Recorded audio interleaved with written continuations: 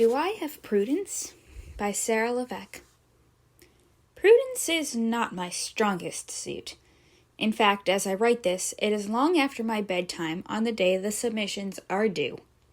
There are dirty dishes on the counter. My dinner was a peanut butter and jelly sandwich. I'm behind with magazine stuff and laundry and changing the oil in my car. So as I'm sitting here, I'm wondering, what in the world do I know about prudence? Prudence is a strange thing. It's easy to think of it as doing the right thing, in which case all my aforementioned shortcomings seem quite imprudent. But would that be accurate? Because my shortcomings don't tell the whole story. They ignore the fact that I spent last week on vacation, a much-needed, true, unworking vacation filled with friends.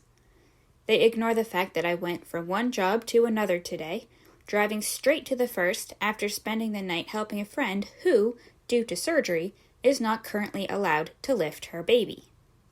So, do I have prudence? If you'd also like to ask the question of yourself, perhaps we can find out together by going through sections of Merriam-Webster's online dictionary entry. 1. The ability to govern and discipline oneself by the use of reason. This aspect I'm confident I have. My logical abilities guide the vast majority of my actions, as I consider if something is important to me, if I have the time or funds, if it would help someone, etc. If an action is unreasonable, it is quite unlikely that I will want to have anything to do with it, unless it is harmless and will give me a laugh. 2. Sagacity or shrewdness in management of affairs. I like to think I manage my life well. Few people have complained about it, and I seem to be fairly productive. I like to think I manage the magazine well. People help me fix things if they have a complaint, but that is rare. So I'm going to guess I'm at least acceptable in this aspect, though it is hard to judge oneself. True, my time management is not always what it should be, but I do tend to get everything done that I need to do. More on that in a minute. 3. Skill and good judgment in the use of resources. This one ebbs and flows based on how tired I am, particularly in the area of time management. Today I was tired, so I used my spare time to read and relax instead of using it for this magazine as I normally would do.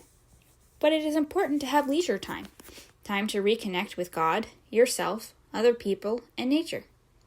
I usually manage to cross all my T's and dot my I's, and there are quite a lot of them, though it's not always exactly on time, for I have no sense of time, so it's hard for me to keep track of.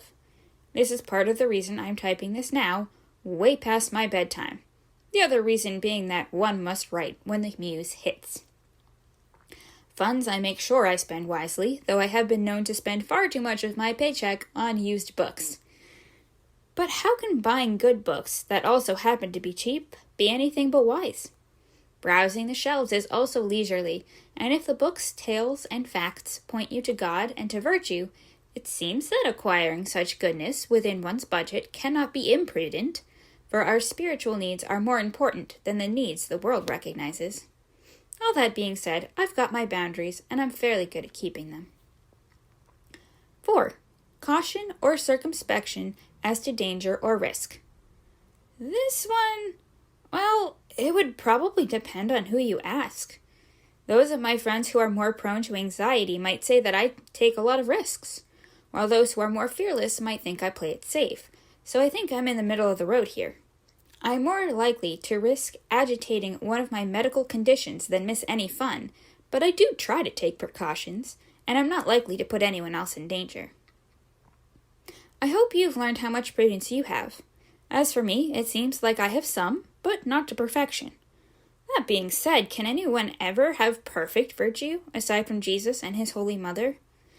No, we must all struggle at maintaining that mean between extremes.